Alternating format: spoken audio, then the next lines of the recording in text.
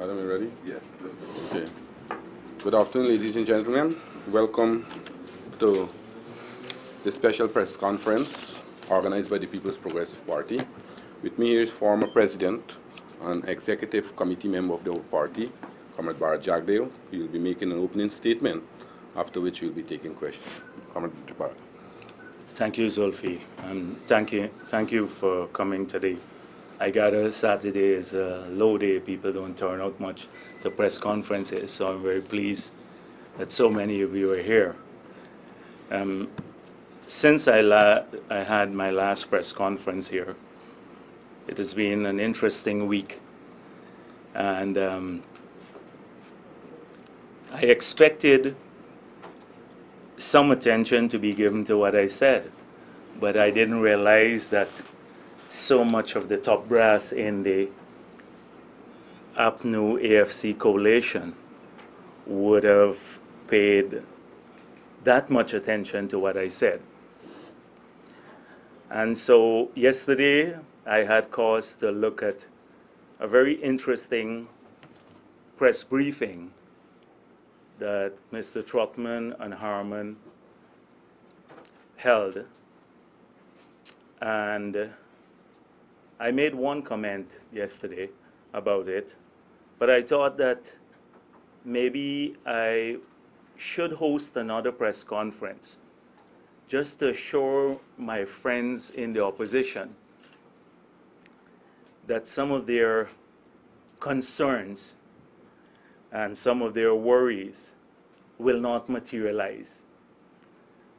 The first is that they said, Trotman said, I should stay out the race. And he spoke about the prominence that I've played on the campaign trail. Well, I have not joined the campaign as yet. I made one speech at Babujan, and I had one press conference. From tomorrow, I'll join the campaign when our campaign is launched. So I don't know what he's talking about, the prominence that I've played on the campaign trail so far. I just made one speech at Babujan, and I held a press conference.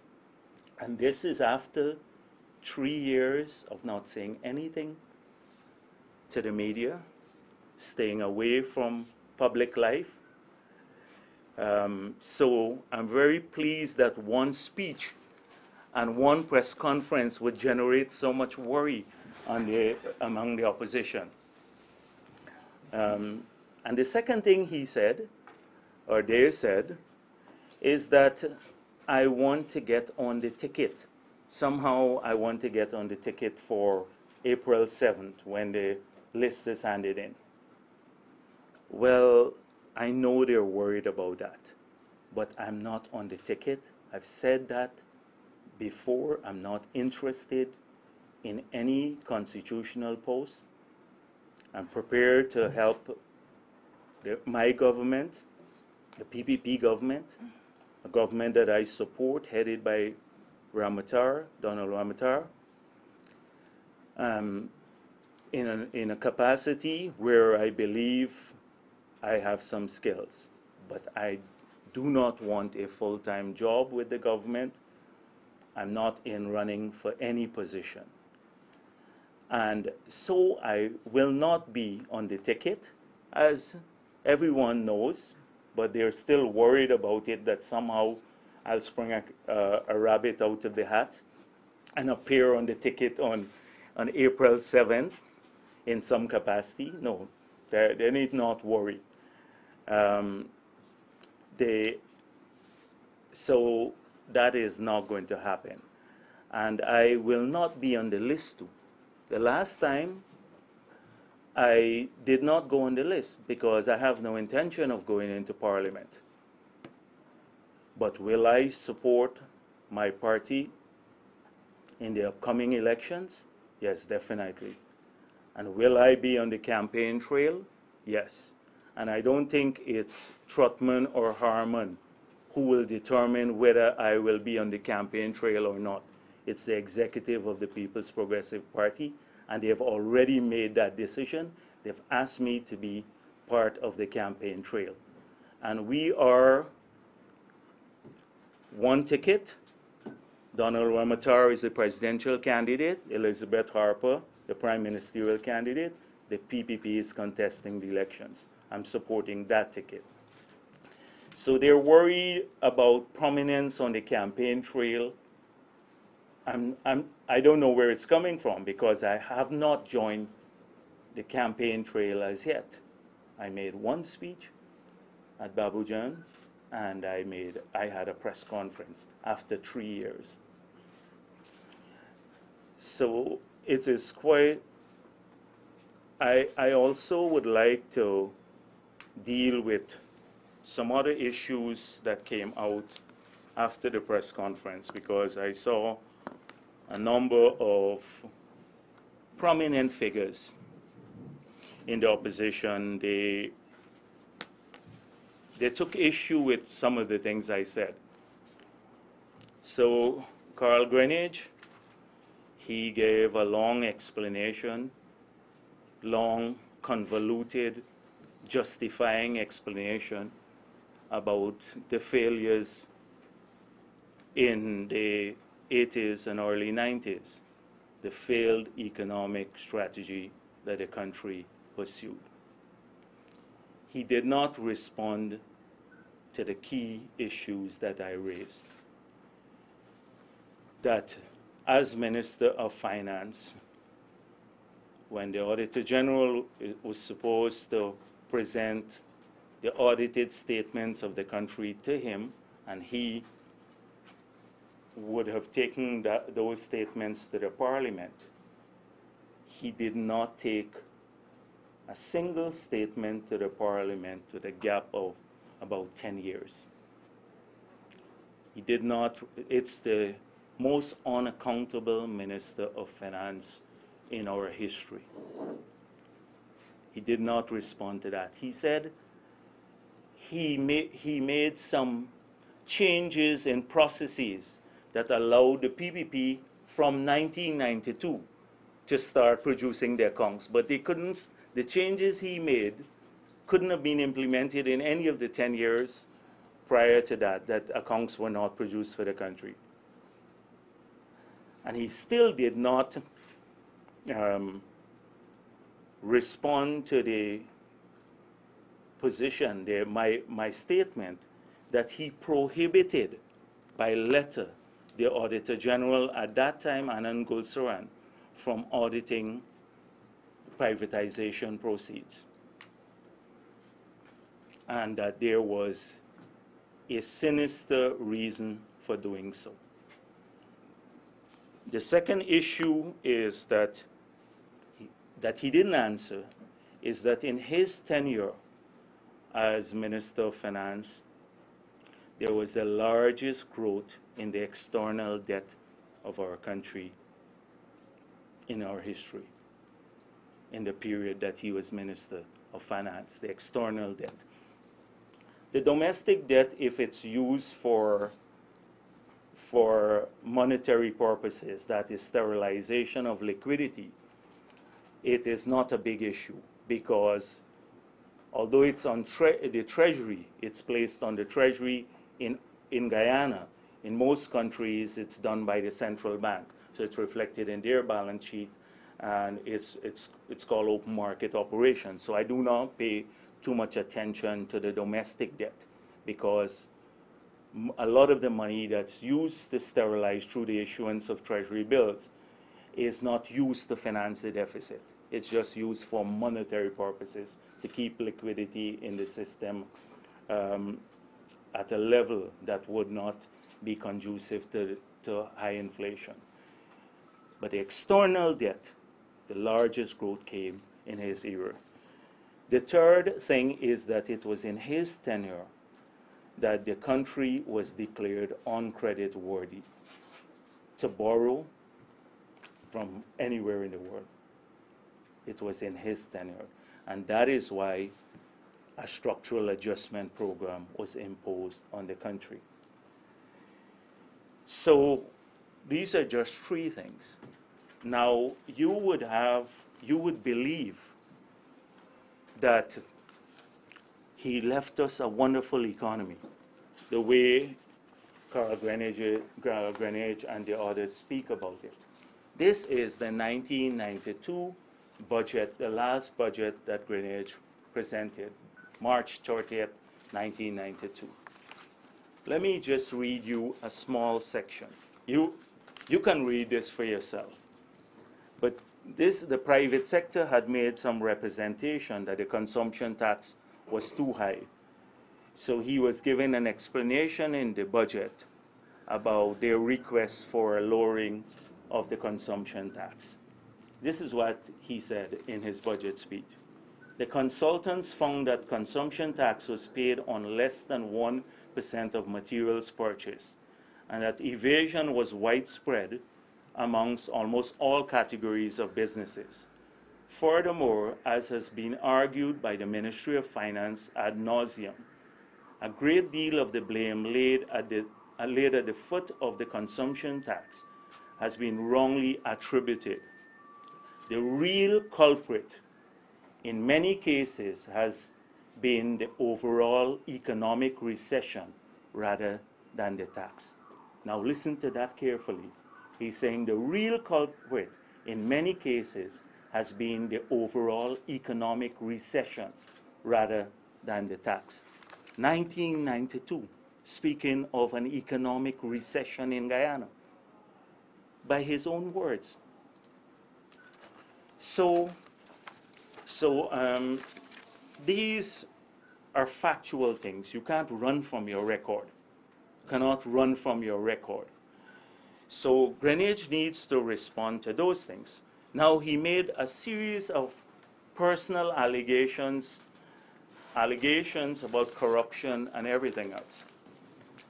The Minister of Finance, the current Minister of Finance, myself, the President, etc., how we are facilitating corruption. Well, here I only have 2 copies of this.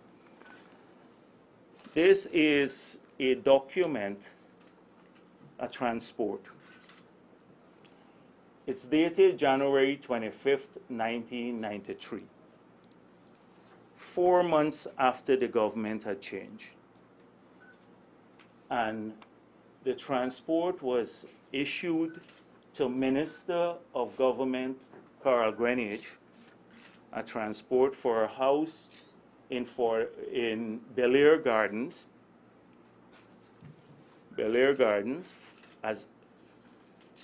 and $4 million. Now, in 4 months after the government demitted office, Guyana Stores, that owned the building at that time, a public company that owned these houses, transferred this property. Well, at that time, you didn't have big properties in the country. You know, 1992, Adam Harris, everything was in state of decay. For $4 million in the best area in the city, a house, to the Minister of Finance. Now, he had long ceased to be Minister of Finance. I'm going to give the Kaichur News this. I'm here. And we'll accept it. Yes. The two of them. And then I'll get another copy to the others so that the Kaichur News could look into that. Now, I keep saying that people who have a history, I don't like going back to the past, but Greenidge is contesting to be the Minister of Finance if they win power. If they win the government, Greenidge will be the Minister of Finance. Granger talks about investigating corruption. Maybe he should start with this. He should start with this. So here is a factual basis. I'm not just making an allegation. I'm giving you a document.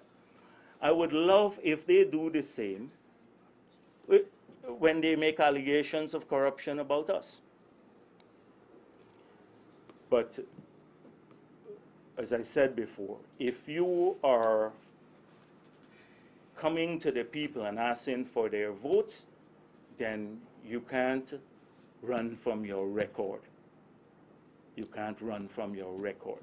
And so, in the last week, I stayed quiet. I allowed him to talk a lot, but he talked about a whole range of extraneous issues without coming to the core issues that I raised. The recession he presided over, the biggest growth in the debt, the worst economic strategy, recession, made the country uncreditworthy, took us to the IMF because there was no other choice, had a structural adjustment policy imposed on the country. So I move on to maybe some of the others who have spoken. The next person who spoke a bit about what I said is Nagamoto. And Nagamoto is still, there are just a few things I have to say about Nagamoto. That he still needs to explain to people his lack of principle, the lust for power, because that he openly displayed and displays when, and I gave explanations before, I don't want to repeat those explanations. He left the PPP only after losing the bid to be our presidential candidate. He wanted to be president at any cost. They tried through the AFC, couldn't do it. He had to now settle for a prime ministerial position. It's a power lust. But there isn't much to speak about Nagamoto because he does not deal with policies. He makes good rah-rah speeches, nice speeches. But when I examine what I could really rebut, he didn't say anything much. So I find it very hard to deal with somebody who doesn't speak about policies. It's very difficult. But his, and the lack of principle deal with standing on the same platform with a person that is so divorced from reality and then turning a blind eye to it, as he's done in Granger's case. So I'm not going to talk much about Nagamoto. I'll probably deal with it, Nagamoto, a little bit more in the way that we best know how, not the platform and on the rally platform, not at a press conference, at a rally platform. That is where you deal with the Nagamoto type because he loves to make these, rah-rah speeches, meaningless rah-rah speeches. Now, Granger, on the other hand, made a lot of policy pronouncements. But his policy pronouncements gave me a lot of reasons to worry.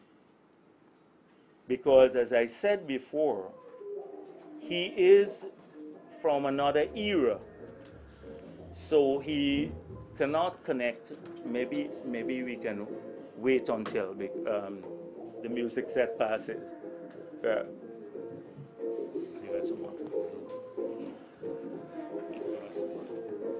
Yes. So Granger, first of all, spoke about the list. And clearly, every right-thinking Guyanese must be saying, what's wrong with Granger? You've had so many years of, and so many cycles of continuous registration to challenge the integrity of the voters list. You did not do so. You have 3 members on the Elections Commission who represent your interests. You did not challenge through them the integrity of the list. there are claims and objections that we pursued not once but several times in the process of continuous registration. You didn't challenge the integrity of the list. So why are you doing it now at this stage? There must be an ulterior motive. And my feeling is that the motive is fear. Fear of losing and trying, as we know in the past, the PNC is often done, trying to make excuses already for that failure. Because I cannot think of any other rational explanation why he would not have raised this issue over the past three years. In fact, with so many occasions.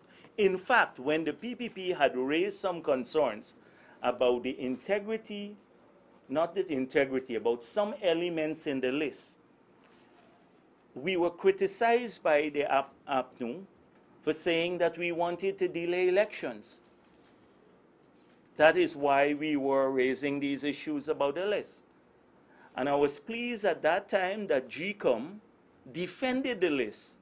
And I hope that GCOM will defend the list just as vigorously as they did when we had raised some concerns about the list, that they will defend the list with the same vigor. Because if we allow this to slide, this is dangerous. These are dangerous grounds. And my fear is the only reason that it's being raised now. It's almost a preemptive strike about what could be a potential outcome. And the outcome would be the loss of the elections. So you have something else to blame for losing the elections. This is very dangerous. And what is even more dangerous is Granger's mindset. He said, when we win the elections, this was in New York, he said, when we win the elections, we will sit down, the AFC and APNU, and decide what to do about the list. Now, that is how it used to be in the past. When the government decided what to do about the list, that's no longer the case. GCOM, an independent organization where they have 3 representatives, and we have 3, they decide about the list, not APNU and AFC. That used to be in the distant past, when the Ministry of Home Affairs, I think at that time, used to prepare the list. And interestingly, last night again, I watched the Trail of the Vanishing Voters, which is on YouTube, because I was thinking about how could Granger be so far divorced from reality as not to recognize there were rigged elections. And then I found that they were very creative, the PNC at that time, that the name Harry Potter might have come from that era. They had a fake name, Harry Potter, on the list. This was in the 60s. And a fake address, the people went and looked for it. There's a British television crew and couldn't find the place. But there was this name, Harry Potter. And so Mary Rowling, when she wrote her book, the Harry Potter series, must have been thinking about the creativity of the PNC in rigging elections and chose the name Harry Potter from there. But it's serious business. It is serious business. So when he says something like that, it shows that he's far divorced from reality again. No party can decide on what happens with the list. Very, very far from reality. The second thing that he said, policy-wise, is that we're giving away the country to Brazilians, Indians, Russians, Chinese.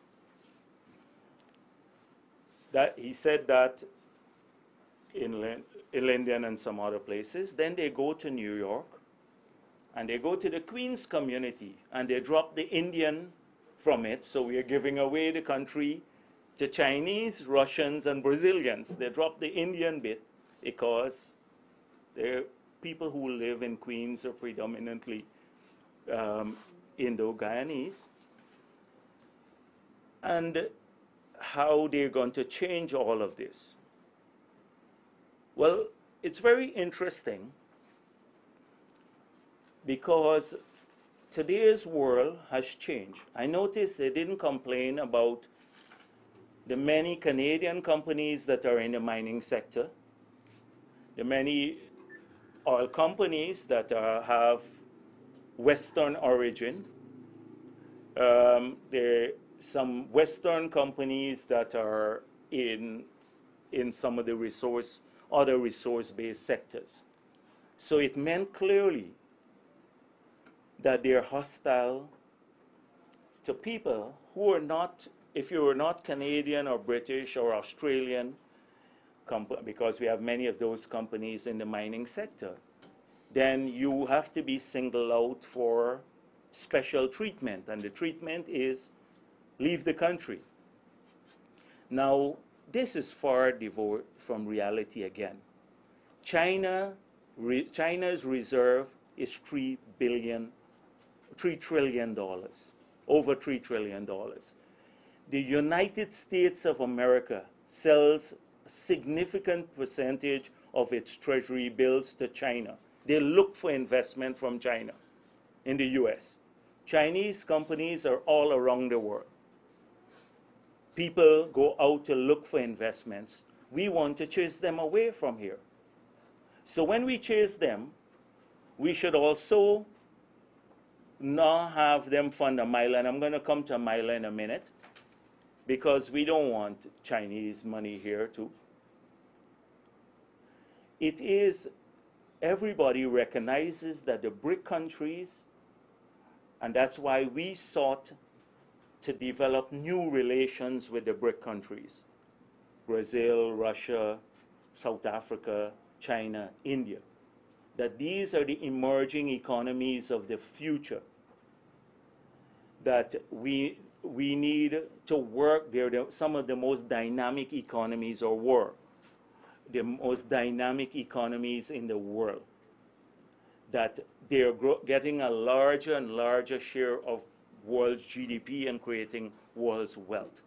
That we need to forge new relationships, not to give up on the traditional ones, but to forge new relationship with a dynamic part of the world. When you're so out of touch with reality that you say that we should chase away their investors, then something is wrong with your economic strategy. We go back to a period, the Burnhamism period, the period when we locked away ourselves from investors. We locked it. The Guyana was, nobody came here. And so that is very important. And if, when Alcoa walked away from the Berbice River, Western company, if Roussel had not moved in there, the people in Aichuni and Kwakwani and many others who were from Linden would not have a job today. And when they were seeking to close Lin Mine at that time, and you couldn't get a Western investor, it's a Chinese company that came in and made the investment and kept the bauxite industry alive in Linden. As a result, hundreds of people there still have a job. And you're going to chase them away from this country? It's out of touch with reality, modern day reality again. And after being battered out on Amaila, they were saying Amaila is so bad. They cut the budget. They didn't approve the project moving forward. Sabotage Amaila.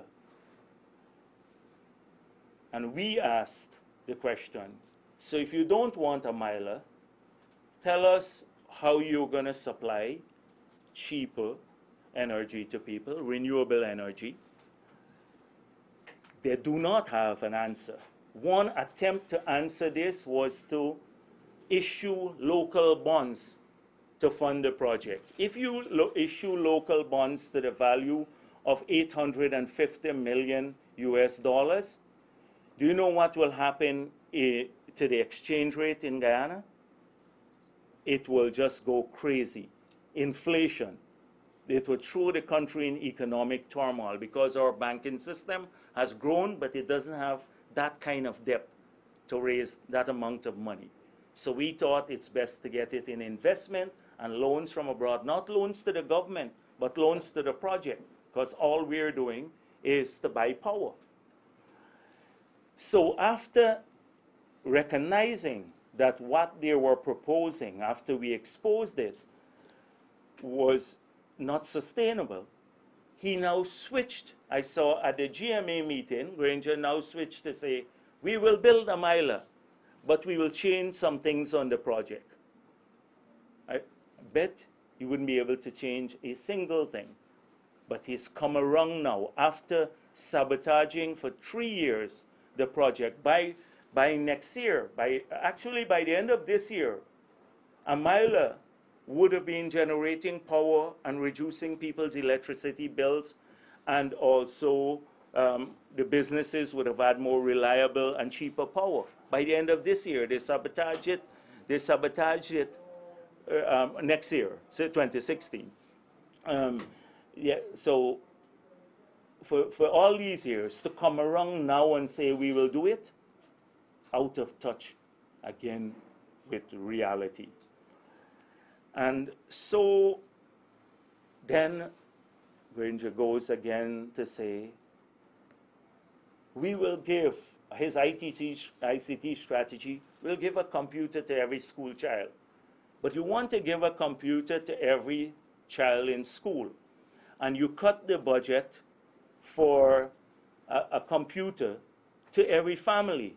If you can't do it for every family, we didn't ask that much to go to every child. Later we'll get there. But we just wanted to give the families the computer. You cut the budget on that, and then you promise this to go to give every child. It's a fake promise. And it is not to give a computer to every child. It's not an ICT strategy. We have outlined our strategy, the 4 elements: cheaper bandwidth, a public Wi-Fi system along with private Wi-Fi system, so bandwidth across the country that's accessible, people have access to, a liberalized telecommunication sector, computers in the schools and at home so people can interface with the internet. We've also spoken about online university education, an entire ICT strategy defined, looking at all the elements of it, from cheaper bandwidth to policy. And as a result of this, tax concessions too. 10 years or more than 10 years ago, we said if you invest in the ICT sector, you'll get a tax holiday, a 10 years tax holiday. Qualfund is one where the president spoke. Recently, they opened a campus, and you're going to have 6,000 people employed here. And look how many other call centers. Just down the road here, a big one is opening up. They were never there before. It is as a result of our ICT strategy. We had trouble with bandwidth, but we assisted the companies, even with the VSAT link. And the tax holidays were so generous so that we could attract the investments. Today, thousands of our kids are now working in this sector, and thousands more will be working in this area because of a comprehensive strategy. Computerization and ICT is not about just giving every child a computer. If their families can't afford to pay the internet charges, that they connect with the internet, so that they can connect with the internet. The computer alone doesn't matter. It's a comprehensive strategy. So again, far divorced from reality, a hodgepodge of things that sound well on the platform. But when you think them through, they really don't mean much. Now, there are a couple of other issues. Maybe we'd finish with two issues. One is that Sunday, Granger will go with Nagamootoo to Wim. They have their rally there. Granger has been on the record that there were no rigged elections in Guyana. The CIA website, if you check it on Guyana, says there were rigged elections. Every foreign government believes this. Caribbean Council of Churches believe this. And I think people of all faith, Granger says he's a man of God, like not a man of God, but he's a believer. And people of all faith, they have an obligation not to lie. Lying is a sin. In all faiths. In Hinduism, in Islam, it's Christianity. And so it's either it's a lie or it is, again, this time warp, a bubble that you live in. So at Wim, 10 miles from Wim, in 1973, two persons, Jagan Ramesar and Bolanath Parmanan, were killed when they tried to protect the ballot boxes from being stolen. They were shot dead. I want Nagamootoo and Granger to stand on the platform at Wim and say that those people's lives were in vain. That their lives that they gave up was for a lie. So Nagamootoo needs to tell the people in Berbice why, if that wasn't so. And it's only because this guy still believes that elections were not rigged. And they're 1 mile away is the Tain campus from Wim, where they're holding their rally. The Tain campus for university. And when we sought to build that campus, they were opposed to it. They said we're carrying university education to our supporters. Now, I think all the people in Berbice use the campus, not only supporters of the PPP. But that is how short-sighted they were. So now Granger promises free education. But you cut the University of Guyana loan, to student loan, and your party was opposed to the Tain campus, just a stone throw from Wim, where they have their meeting, and they'll go and tell those people how they love their children, and want them to be educated and have, university education, etc. But it would be hard to answer. And they need to also, Granger, why Wim was bypassed in the PNC era, when they took electricity to Berbice and bypassed Wim because it voted PPP, and then went on to Manchester because of how you voted. And the way I see it is that the PNC numbers from the elections, 80% of Berbice, 80% of the sugar workers used to vote for the PNC. That is the numbers they used to get after the boxes were, of course, manipulated.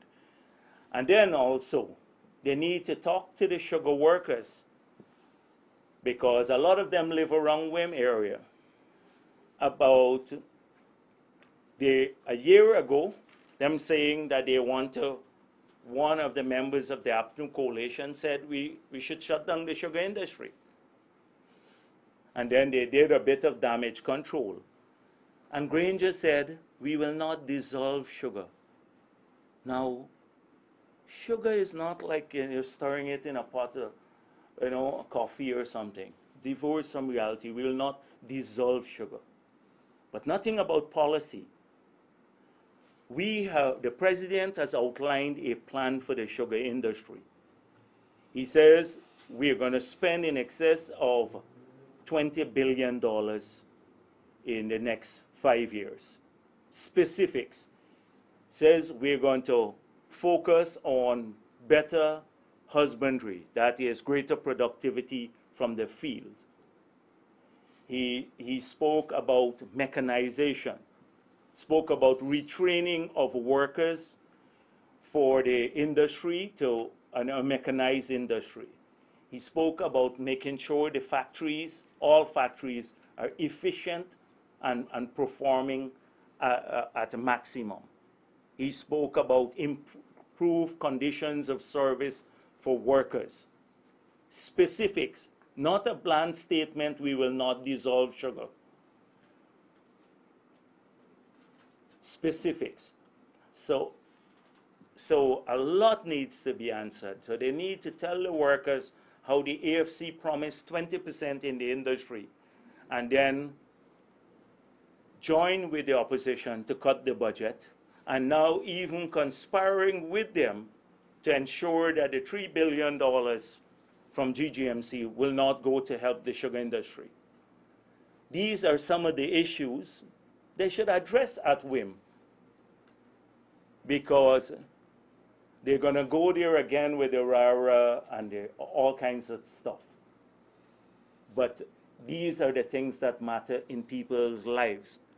What happens tomorrow? What happens after May 12th? That is important. Now, I saw that some of my comments again, like the one where Trotman said that I had offered to debate. In fact, it was a question that came from someone here who asked me whether I would debate. And I said yes, individually and collectively. I didn't say, come here to the press conference and say, I want to debate somebody. It was a question here. And so I saw Mr. Ramkaran, who pathologically hates me too, because he thinks that I played a role in him not being the presidential candidate of the PVP, that Ramatar, I supported Ramatar. So for 3 years, he has been criticizing me. Not only him, but all the others. I didn't say a word.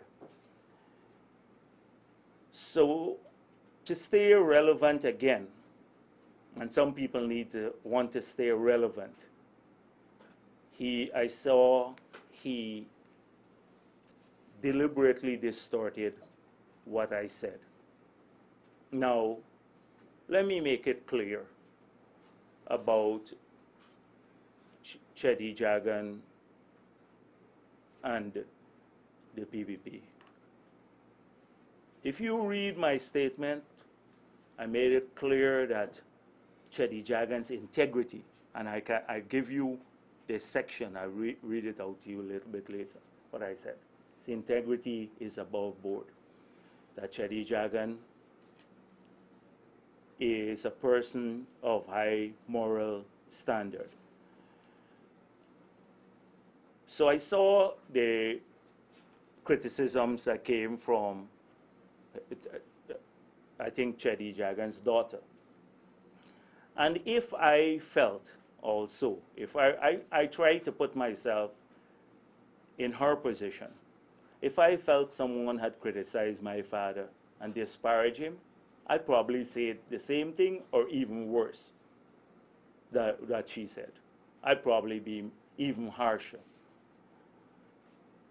But the mischief was started by Ralph Ramkaran. And I think the reason why Ralph Ramkaran is a little concerned has been doing that, as I said before, he wants to stay relevant. It's because he knows I've been asking questions recently. because those who try to present themselves as the conscience of the PPP must ensure that they're pure and lily white. And Ramkaran is far from pure or lily white. In fact, you've seen the expose, and I'm very disappointed that the media would not follow this up. This is a scandal, a fraud of international proportion. It involves at least 4 CARICOM jurisdictions. It involves the police investigations across the Caribbean. It involves money laundering investigations. And so I'm wondering how far in Guyana have we gone with investigating? Maybe the Commissioner of Police will tell us this, and the Financial Intelligence Unit should tell us how far they've gone with investigating this fraud. Now, apart from that, there is another case in the court where Ramjatan is the lawyer for the daughter. And I think Nigel Hughes represents Ralph Ramkaran on the other side. And again, on that case, because I can't speak too much about that, that is in our courts already, but again, a fraud of massive proportion that I believe it to be. But that is out of respect for the judge and the court. I will not say much about that. Now, if we go down this route, because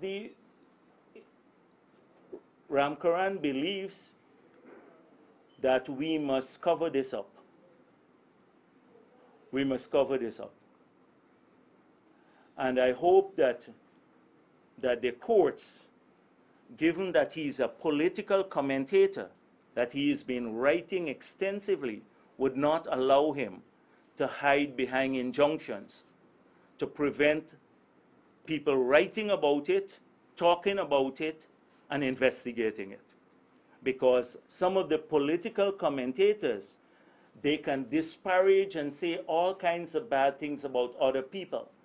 But as soon as their dirty linen hits the public, they go to the court to try to seek an injunction to block people from writing about it.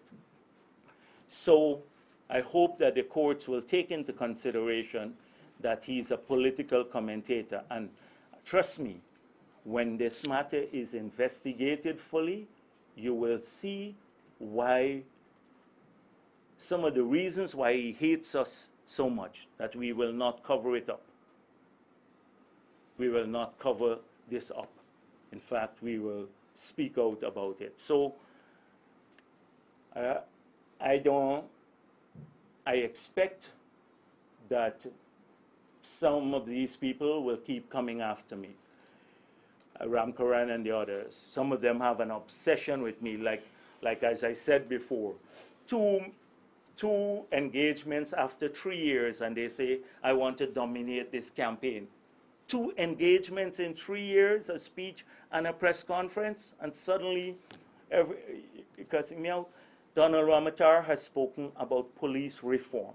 That's where they should focus on, because he's spoken about response time in the police, the emergency lines, more people patrols, a whole range of issues, comprehensive approach to improving policing, improving the image of policing, the reaction time that police take from the time they receive a call to the time they arrive there. He has spoken about sugar. He has spoken about the rice industry, about job creation. Why don't they want to focus on these things? They're not going to focus on those. So we have one presidential candidate, one prime ministerial candidate. I am part of a team, and my party wanted me to be a part of that team. So it's not for the AFC and the others to tell me I shouldn't be. In fact, I received some envoys over the last 3-4 months to say, you should be a statesman. Stay out of the race. And don't get involved in these elections because you know, you have a different role to play. But the same people who say that, some of the same people been criticizing me for 3 years. I didn't say anything. In fact, Granger said I could have interpreted that as a threat to my life. He would put me far away or something like that. He'll send Jagdeo far away. Now, sending far away has many connotations. I think I was abroad in Russia or Malaysia or somewhere when I received a text from Marcel Fowler. Yeah, Marcel Fowler. Yes. A text from her saying Granger said he would do this, put you far away or something of that sort. I could have interpreted that as a threat to my life. He could say all these things about me, and when we respond, he gets worked up. But again, they don't want to face their records. We have a clear record. You're going to see our manifesto soon. We can explain where we're taking the country in the future, so in every sector. And we're prepared to compete aggressively across the country. But there are some dangerous things afoot, particularly the latest twist in this saga about challenging the list. Thank you.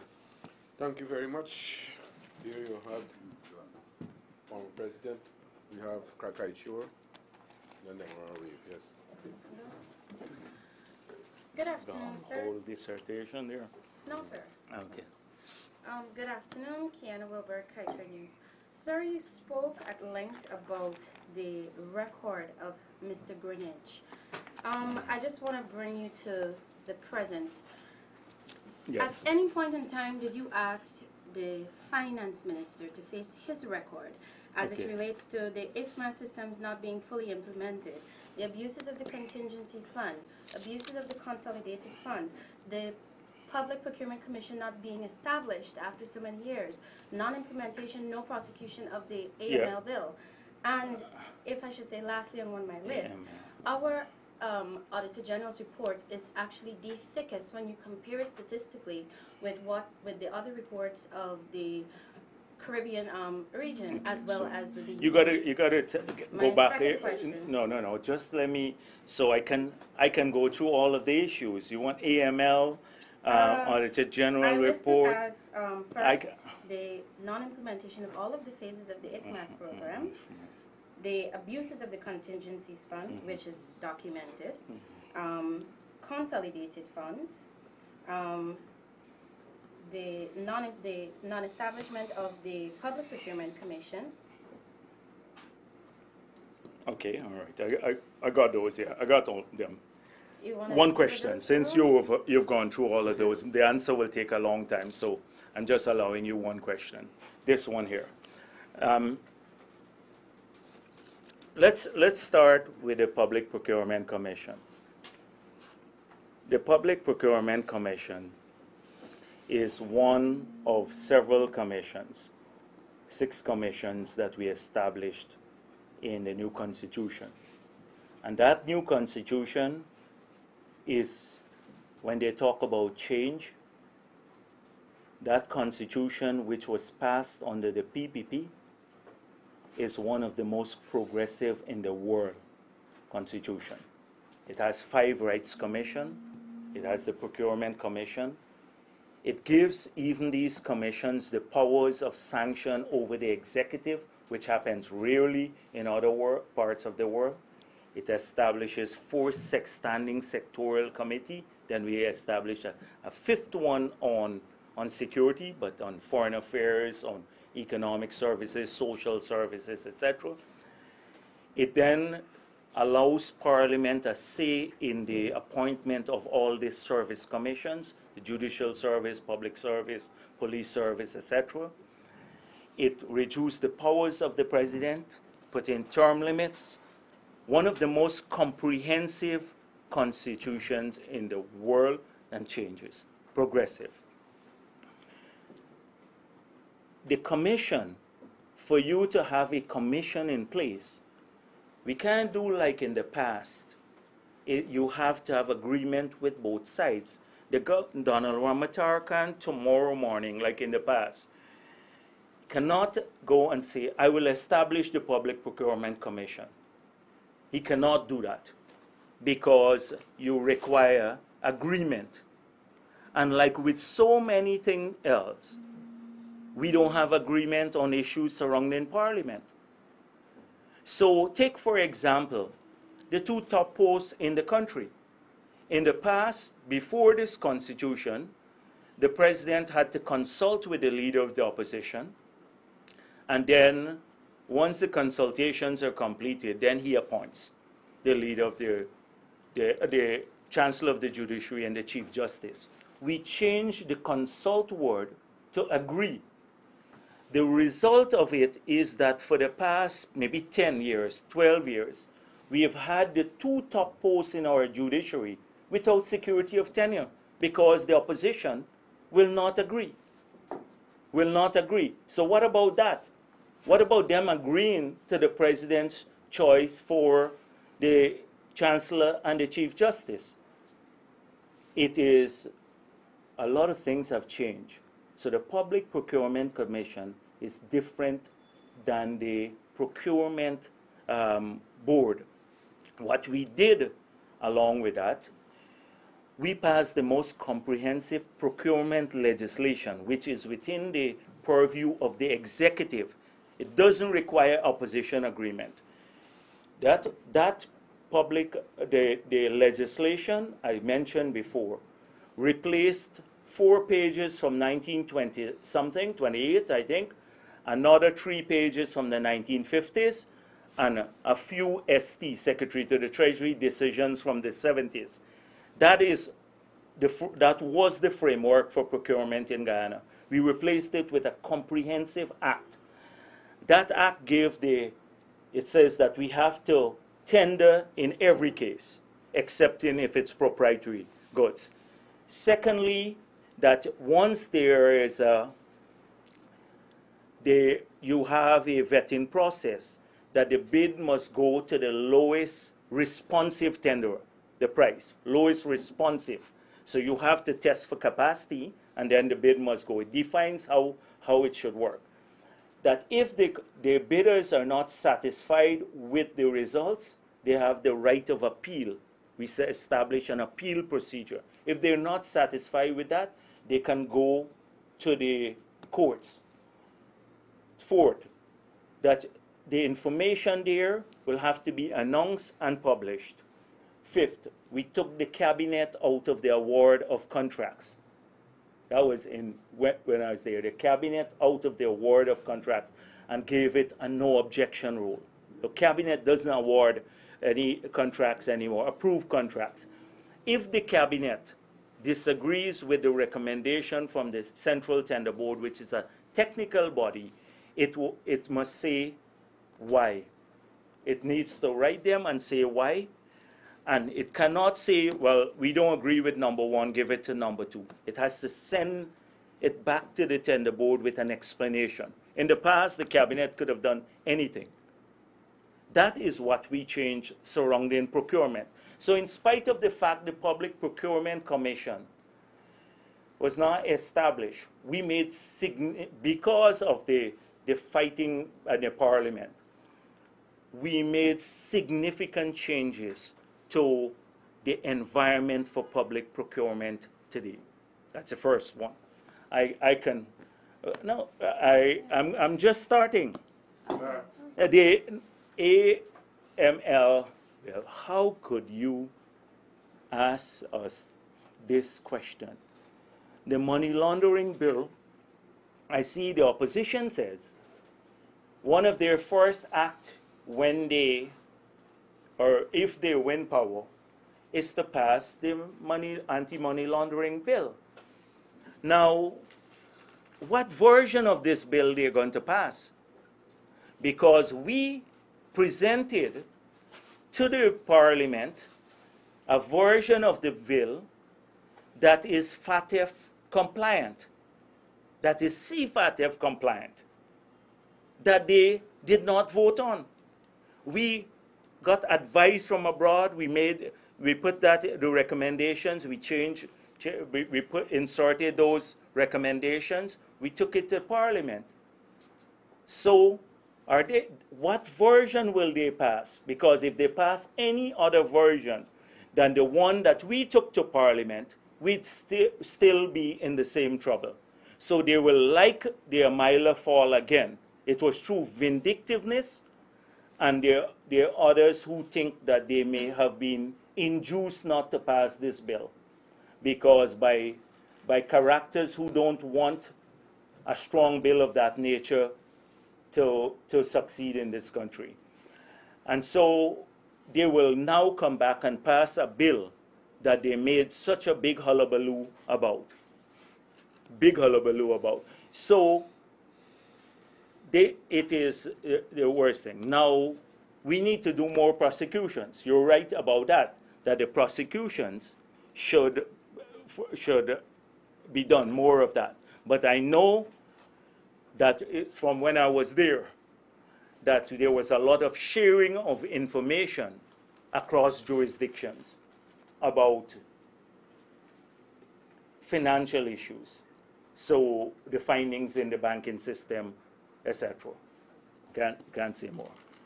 The Auditor General reports are this thick, you said. And in other countries, they're this thin. Now, the thing is that what is important for me, if it's thick, then it means maybe it's better. It's more comprehensive because this is a tool. We see this as a tool. The Auditor General has been unleashed. They had a muzzle. We took off the muzzle by extending the powers of the Audit Office. We took off the muzzle by allowing them to report directly to Parliament. The office has had more resources. So if they go now and they find more problems, say they find an accounting officer who didn't do something right, then we want it to be there. We want it to go into the audit report so that it becomes a tool for us, because you don't expect the ministers or the permanent secretaries to be auditors to every day to find out what's going on. You could have a lot of problems or fraud, and it's only when you do audits that you really find out. But one of the explanations for the volume, the size of the volume, is that when I was there, we had complaints by the accounting officers for the government agencies. They claim that when they give their explanations, the Auditor General finds something, ostensibly find fraud. And so they will send that to the audit, like a management letter, send it to the accounting officer. The accounting officer then responds to say, this was not so. There is a perfectly legitimate explanation for this. That many times their explanations do not get into the final report, but the allegation is there.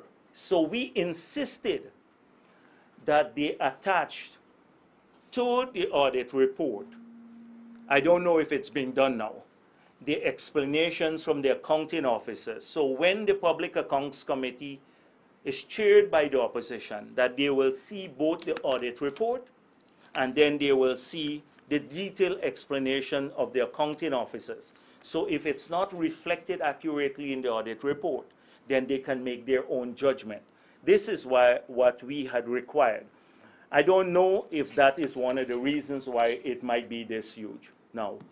So, but that is something that we had. IFMAS, I thought everybody would be happy with IFMAS. we did a comprehensive, all with the view of ensuring greater accountability. So we changed our laws, we moved to program budgeting, so that people now have to put their money not just in a line item, but in a program, so you can account for results and you can see which program is successful and which is not. We moved to program budgeting. We then moved to a revenue authority. We had customs reporting to the Public Service Commission. We moved to a revenue authority, so that's on the revenue side.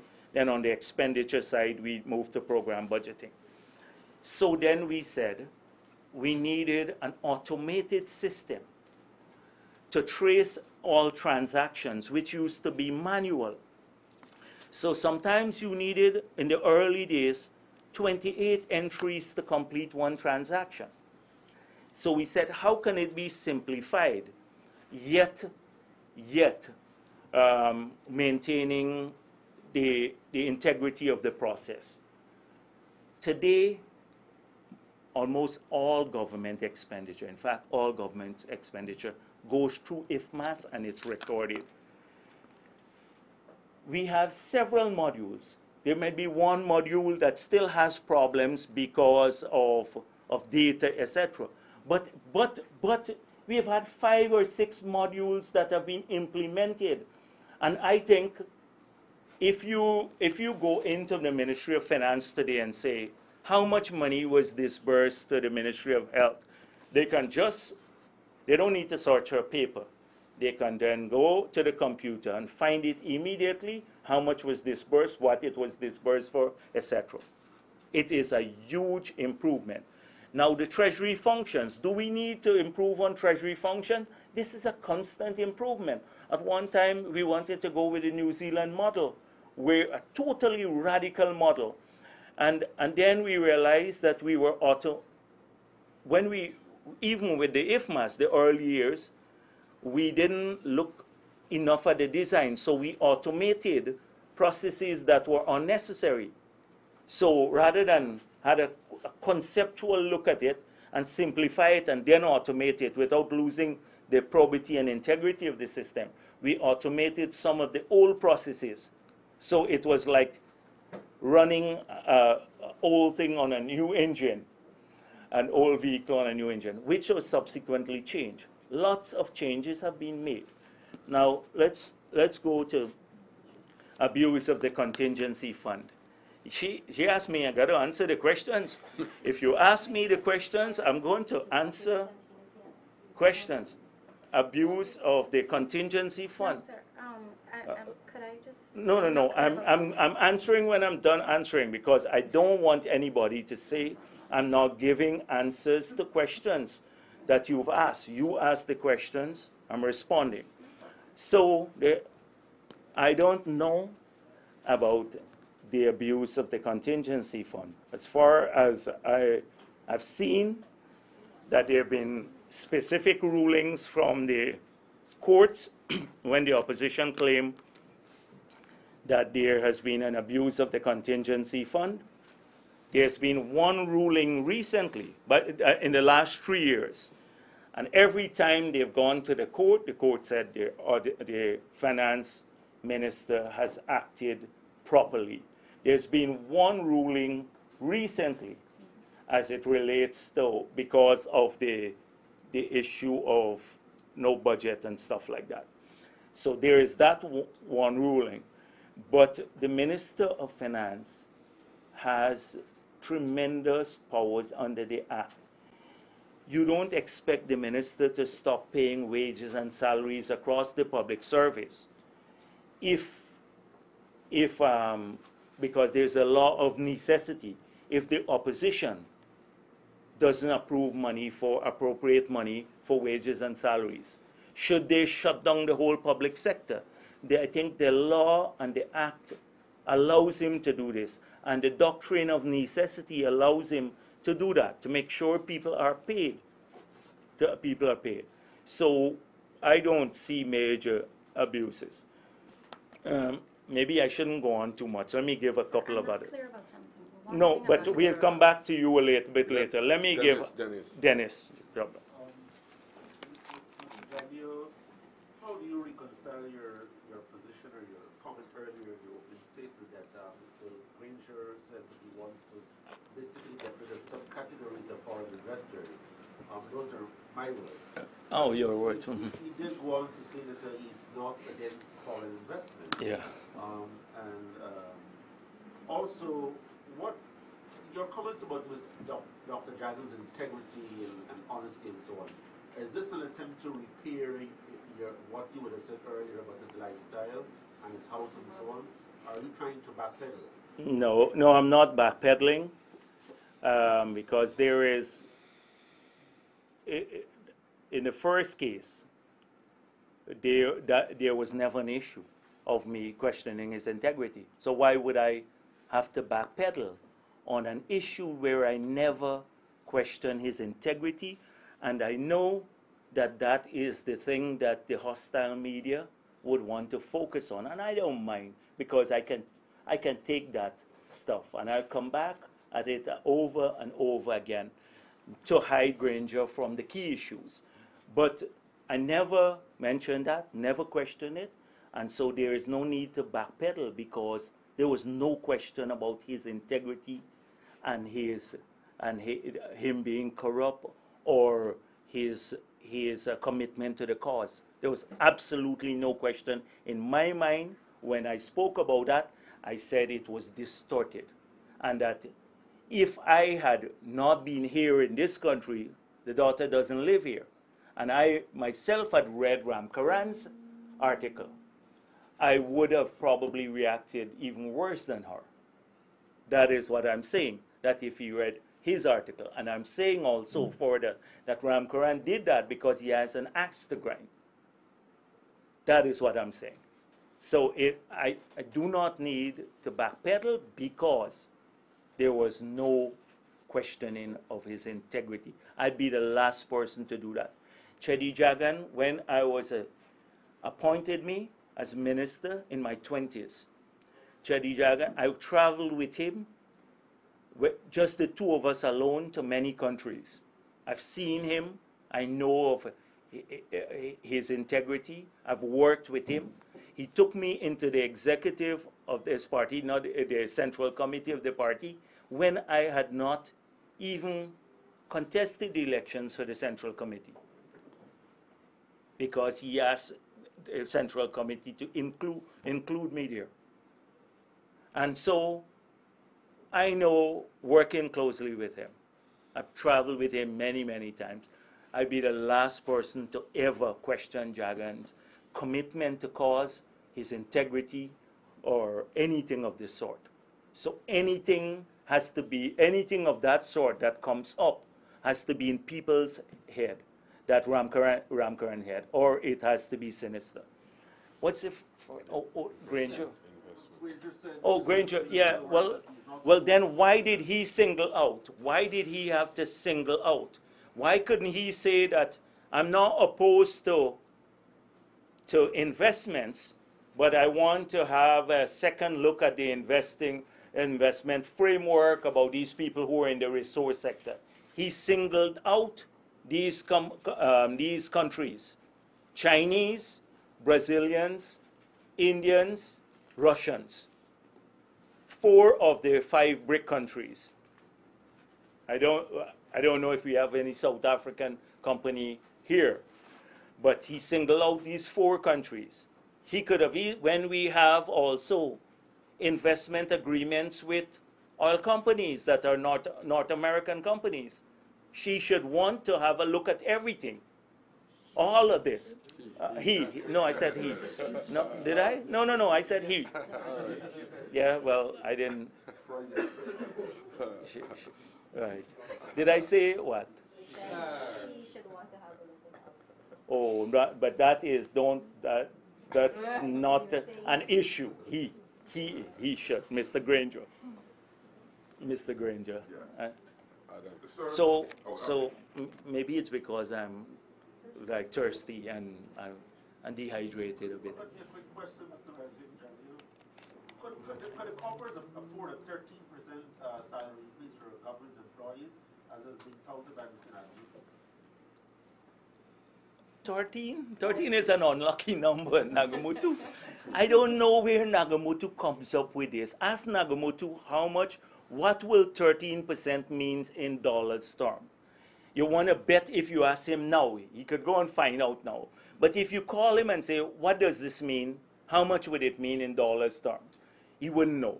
He wouldn't know how much it is as a percentage of GDP. He wouldn't know what fraction of the deficit it is, the budget deficit. He just plucks these numbers from his head. He's a rabble-rouser. Rabble-rouser, nothing on policy. Compare him policy-wise with Elizabeth Harper. You compare, who would you want to put the affairs of this country in the hands of? A person, when they got to make decisions like Elizabeth Harper or Nagamutu. I'm not lobbying, I'm talking about our candidate, who I have great respect and admiration for. I've worked with her, seen her in negotiations. She's led the foreign ministry for years. She's been part of negotiations and the economic partnership agreement, tons of negotiations, the bilateral commissions. She has her hands on the pulse of the country.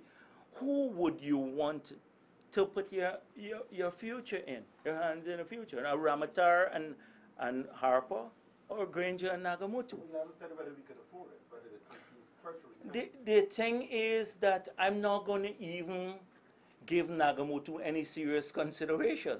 I will speak about Nagamutu on the platform.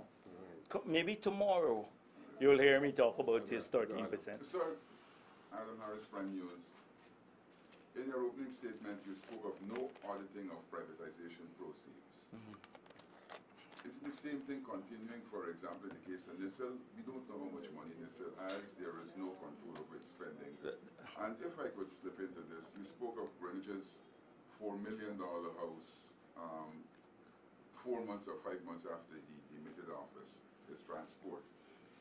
But then, sir, during your tenure, and I can attest to actually providing you with the information, there was a transport for Lionel Wordsworth house that he bought in Bellear Park for $60 million. And at the time, his wife was earning a salary of $40,000.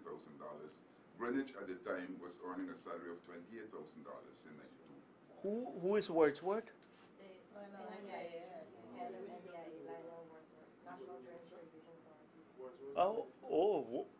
Yeah, but the whole question of corruption. yeah, do you expect me here to know how many public servants are there?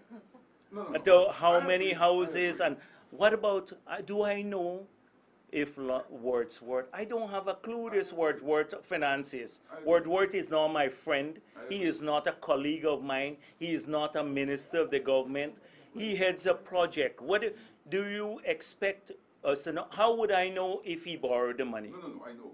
But no, you don't know, because you just try to deflect the issue from Greenwich by pointing out to a junior person in the government that we can't rebut here because we don't know much about him. So, but here is the Minister of Finance who is responsible for all financial matters in the country. Guyana Stores at that time, most likely through the Public Cooperation Secretariat, fell under the Ministry of Finance. Government property transferred to him in a prime area for $4 million in January of 1993. 4 months transferred to him as Minister of Finance, 4 months after he had demitted office. Doesn't this bother you, Adam Harris? It does. Well, I hope that that's the case. You can do in your paper the comparison with Wordsworth, but do not try to deflect the seriousness of what a man who was entrusted with the finances of this country transferring to himself without, I'm sure that you will not find a public procurement process there.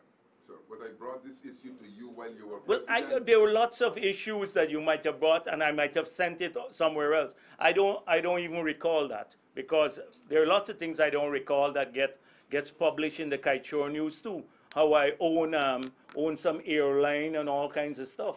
Big, you didn't say that, Adam? You did not say I own an airline? No, sir. They put an ad that ran for 4 weeks how I had sabotaged some airline coming to Guyana, and every week they put a little slot here, and then you remember that? You remember? And that I owned it with some guy from abroad. A bunch of lies. I didn't even respond to it.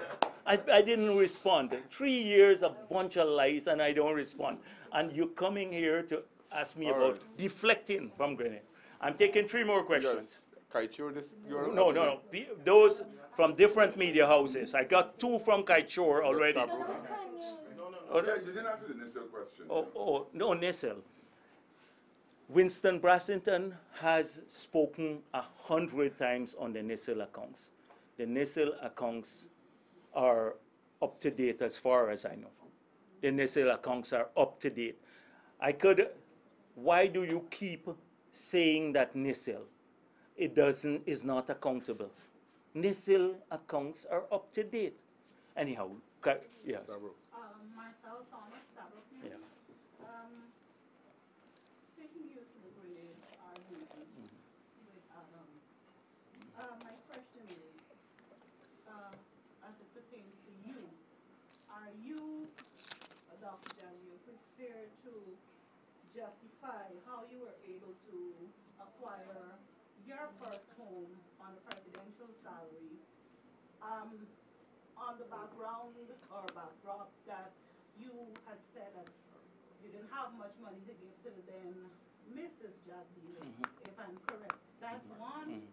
And you spoke of sugar also, and what it is for sugar workers and all of that. But I don't know much about sugar, but from research, they have you promising to personally intervene for the sugar workers. To say yes, you saying that you will personally intervene To save Scotland, yes, where? because of the failing production.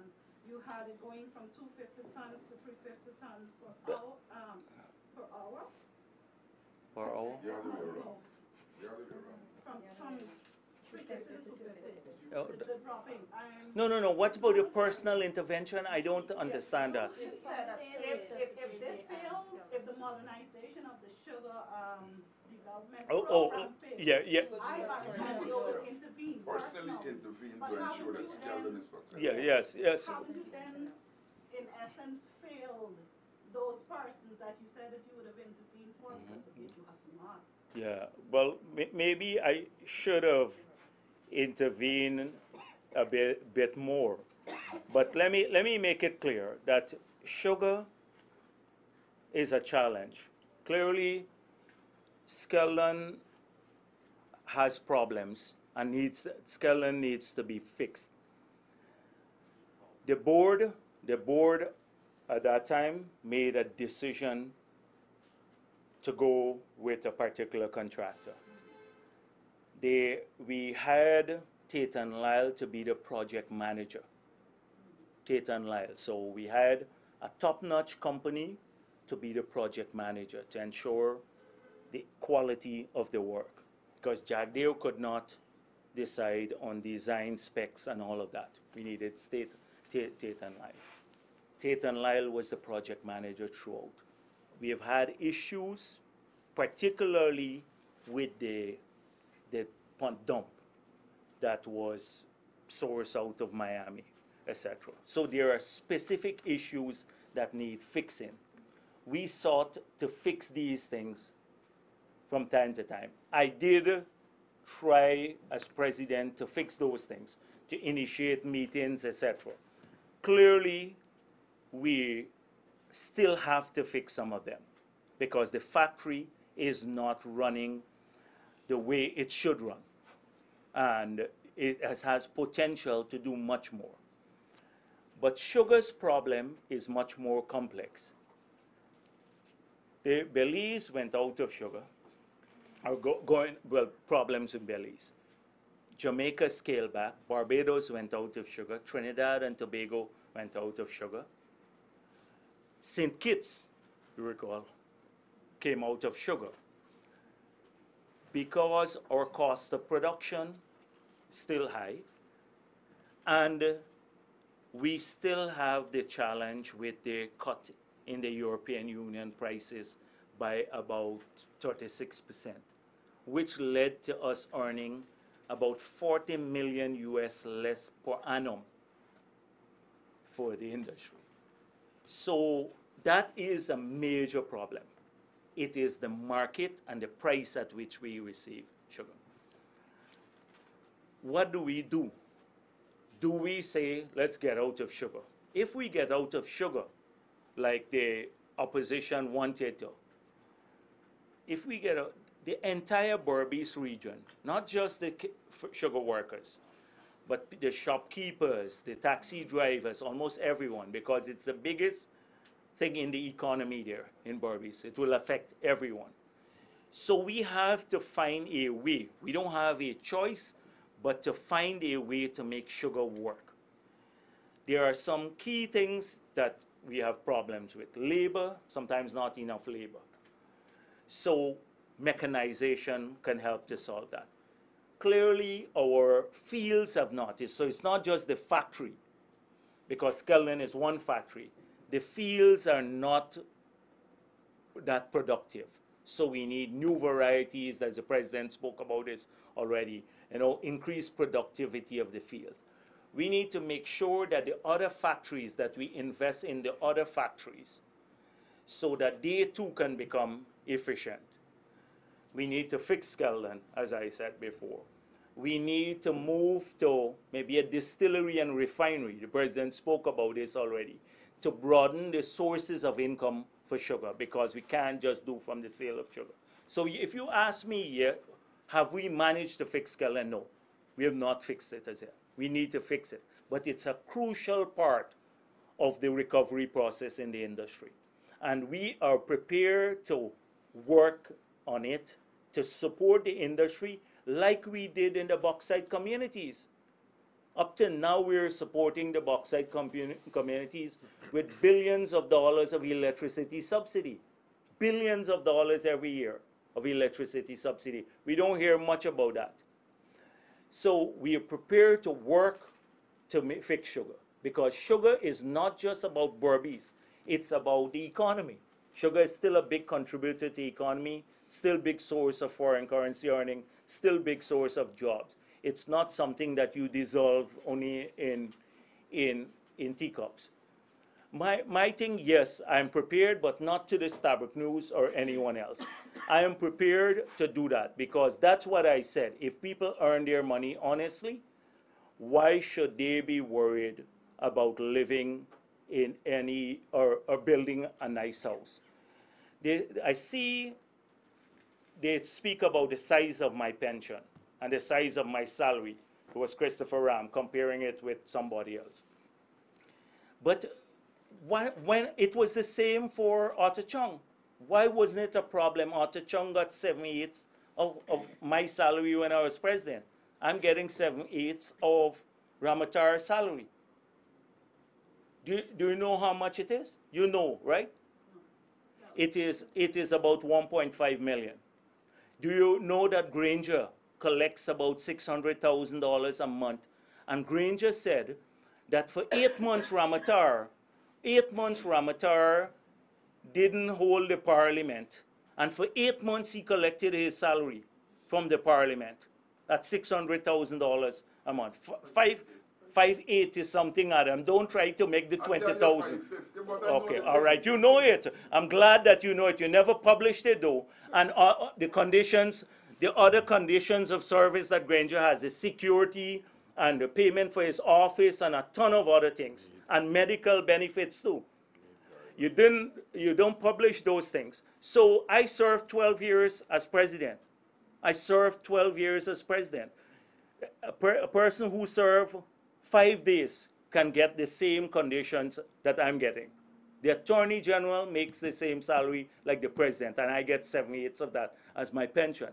It's not something I took for myself. It was always 7/8 of that, the president's salary, or the 7/8 of your salary. It's not something I took. But when you think it's only, a judge makes maybe about $1 million a month. Yes. The chancellor of the judiciary makes about the same money as the president. The same money as the president. So it is not, it's these posts that hold this thing. So I am, and then I earn other money too. I earn other. So no, let's move on now. Yes, please. Two other questions, but different media houses. Yeah. Mr. Jagdeo, can you please provide some clarifications of the Ghana dollar? When we look at the Ghana dollar back then and the Ghana dollar now, how we trade maybe against the US dollar. The other thing you said when Granger and Nagamutu head to Berbice over the weekend. Now, they should talk about what happened in 1973.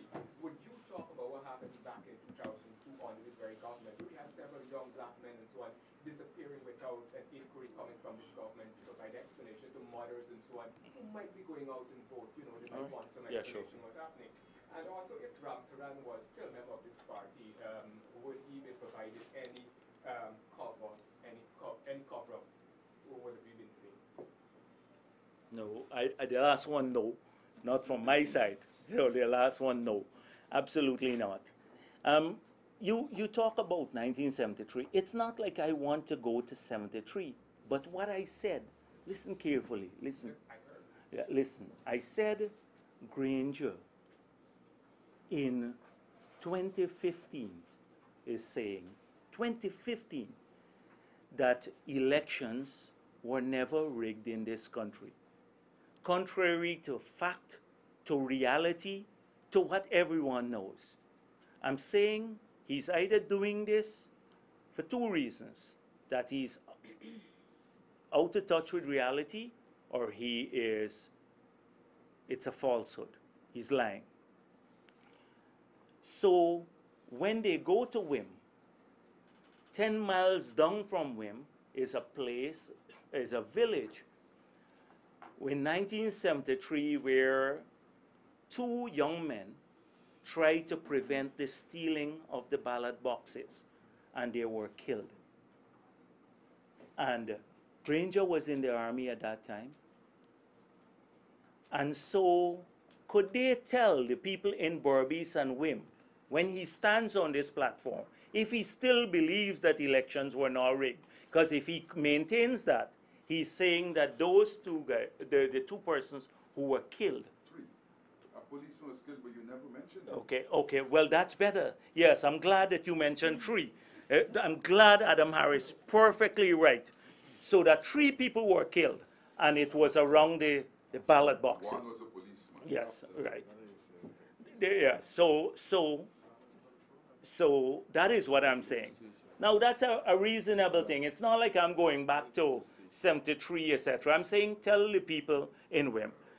Now, what was the second question? What do you tell the black parents? Oh, yes. Yeah, I don't know.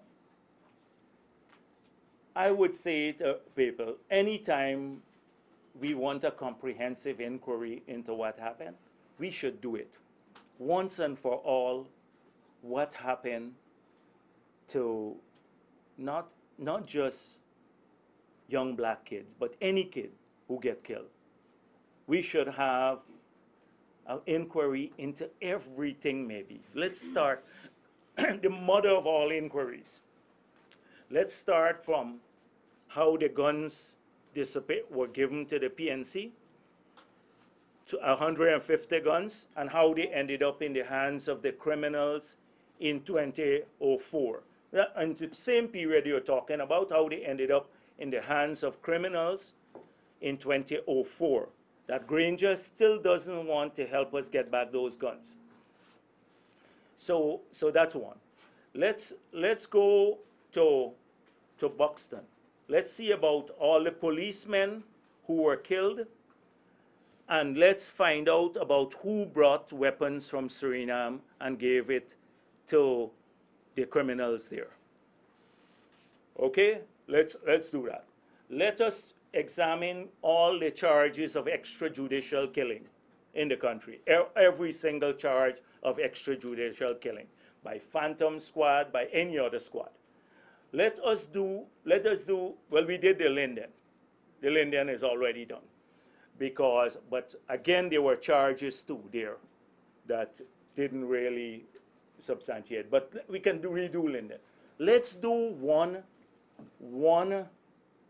comprehensive inquiry and into everything, violence around elections, when people were beaten and their buildings burnt, and who started this. Let's do that too. Let's look at any case of violence in an inquiry. Let's bring in some foreigners if we don't satisfy. Yes, Sasso. Let's go with Sasso. Because, yes, and Agricola and Partica. Let us do everything. I'm all for that. Some people want to pick and choose. A little bit here, a little bit there. We should do one thing. Maybe if we can propose it to Ramatara after he becomes the next president, when he gets reelected. We can propose that to the president when he gets reelected. No. Huh? Oh yes, the Ghana dollar. But lots of things. When I go to US dollars, I look at the size of the economy, 300 million then, it's 3 billion US dollars now. That is what I often look at. And look at the inflation rates, the rate of inflation. When it spoke extensively about inflation here, triple-digit inflation, we have had in the past, 15 years or so, single-digit inflation. Yeah.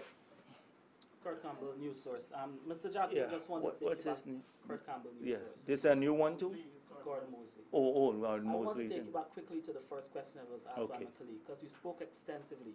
Okay. But I wanted to clarify if you are saying, in essence, that Dr. Singh's record as Minister of Finance is spotless, and what do you feel of his performance over the years? Okay.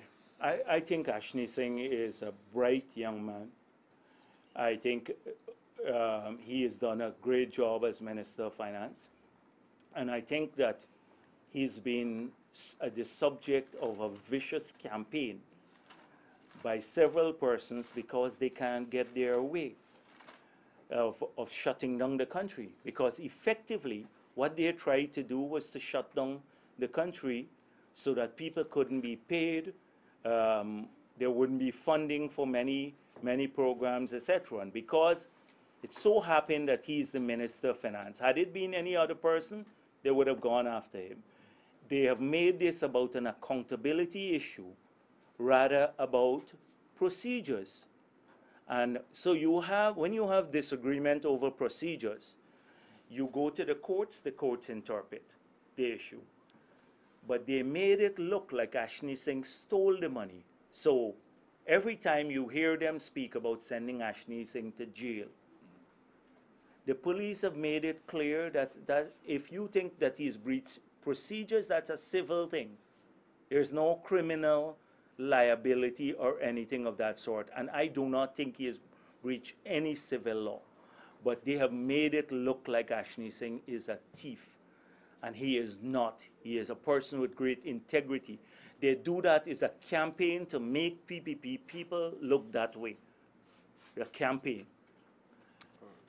Last two questions then. Right? No, we're from Kaichor? No, two from Kaichor already. Oh.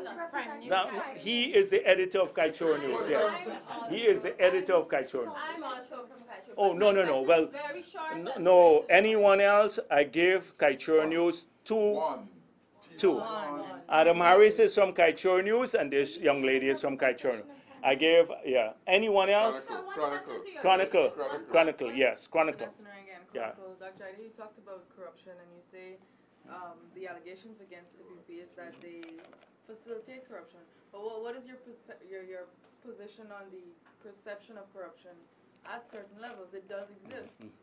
Yes, and it was quite pleasing to me that the Vanderbilt study went beyond the traditional Transparency International measurement of perceptions of corruption. if you have a chance to look at that Vanderbilt study, which is part financed by the US government. In fact, we had a presentation done to us with the US charge present at that meeting. And they sought to measure two things: the perception of corruption and also the experience of corruption. Because sometimes when you measure the two, you get very different results. So what they found that the experience of corruption was different than the perception of corruption. They moved away from this transparency thing where they just come and talk to a few people. They did a comprehensive survey, one of the most detailed surveys I've seen. Not transparency comes in and they spend a couple of days and then they go off on the basis of perception. But the experience of corruption was much lower. And what was interesting to me is that I look at where people said was the most corruption, and 80% of the people surveyed said three levels: the municipal level, which is local government, not just, in our case, it's the local government system, local organs, police, and the courts. 80% of the corruption, the experience of corruption, came from those three sources. So it is very interesting. So we are looking at policy-wise what could be done in these areas. You heard the president speak already about the police, a comprehensive speech to the police, talking about response time and corruption and all of that. So to look at what at these three levels we can do. So this study was very interesting to me because the experience, people, the perception could be very different than the experience. When they ask, have you experienced a case? And people say, no, but I hear from Kaichor News or somewhere else. So that's it. Thank you very much. Good.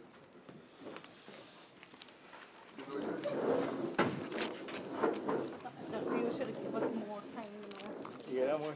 Yes, we want Another time. When I give you all more time, you all distort what I say. Luckily, guess what? What happened? I'm getting this played on, so when it goes on TV, if you choose to distort something, Adam, people see what I say. That's I'm recorded, so it can be distorted. Could you please answer these two quick questions? no more. No, nothing. I'm done now.